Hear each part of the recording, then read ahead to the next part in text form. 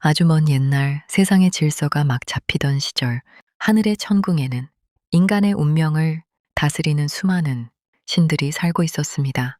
비를 내리는 신, 바람을 다스리는 신, 재물을 관장하는 신, 인연을 이어주는 신까지 그들은 각자의 역할을 맡아 완벽한 조화를 이루며 세상을 운영했습니다. 하지만 어느 날 아주 작은 비교에서 모든 균열이 시작되었습니다.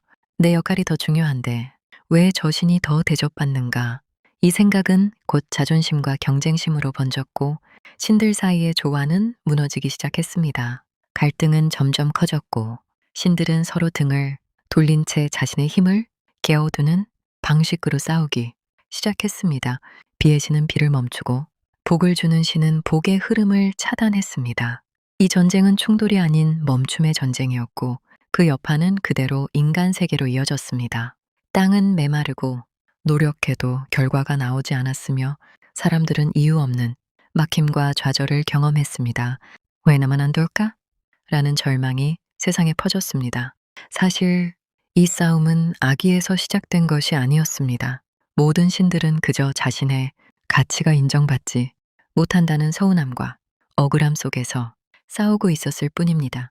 이 모습은 인간 세상과도 닮아 있었습니다. 직장, 관계, 그리고 자기 자신과의 갈등까지 그 중심에는 항상 나는 옳다는 생각과 왜 나를 몰라주느냐는 마음이 있었습니다. 갈등이 극에 달한 어느 날 청계가 무너지기 직전 한 존재가 나타났습니다. 화려하지도 위협적이지도 않은 조용한 신, 바로 감흥신령이었습니다. 그는 싸움을 멈추려 하지 않았습니다. 대신 가장 화가 난 신, 앞에 앉아 조용히 말했습니다. 네오의 이야기를 들려주어라. 신들은 처음에는 무시했지만 결국 자신의 억울함과 속마음을 털어놓기 시작했습니다. 감흥신령은 그 어떤 판단도 하지 않고 끝까지 들어주었습니다. 그랬구나. 내 마음이 그러했구나. 이 단순한 공감 속에서 신들의 분노는 서서히 풀리기 시작했습니다. 누군가가 나를 이해해 준다는 사실 하나만으로도 단단했던 자존심은 녹아내렸습니다. 모든 이야기를 들은 뒤 감흥신령은 말했습니다. 너희는 틀린 존재가 아니다.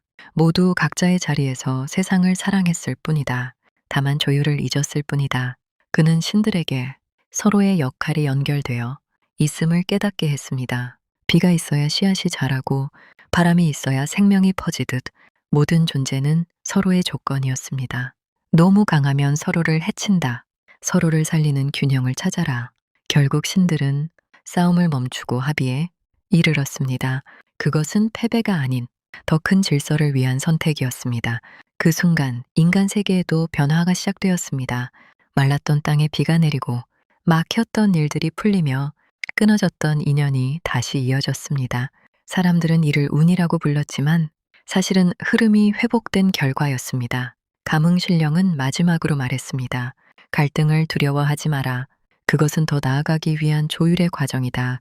지금 당신이 겪고 있는 막힘 역시 실패가 아니라 흐름이 엉킨 상태일 뿐입니다.